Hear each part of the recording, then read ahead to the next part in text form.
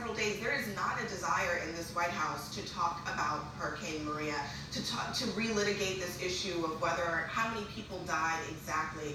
The issue of whether there were casualties in that storm is beyond question. Everybody knows that there were. The job for the president, I think his aides believe, is just to express sympathy in these cases and express a willingness to make sure that the federal government is engaged in future hurricanes. But President Trump is doing something completely different. He's taking this on head on.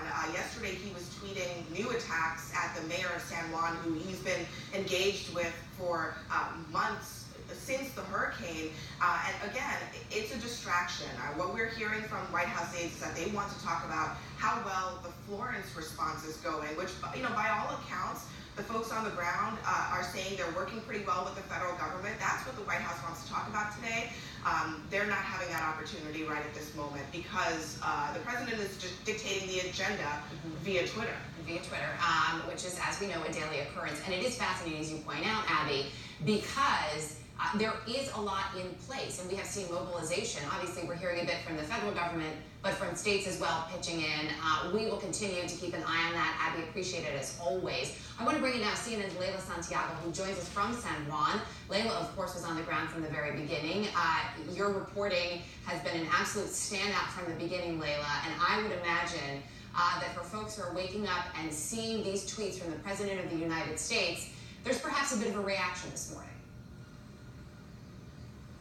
Right, listen, this just happened, and I can tell you that this will likely have a big response, just like it did when the Harvard study came in that actually put this number at much higher, around 4,600, the death toll. So let me just sort of paint the picture of what I've seen in just the last few days that will likely give a better idea of what Puerto Ricans will have to say and how they will feel about this. As we have traveled around Puerto Rico a year later in the last few days, people are still traumatized by this hurricane. And one of the things that I have heard over and over is, I lost someone. I lost more than a home. I lost more than family and friends who left this island. I lost a loved one, someone who died as a result of this storm.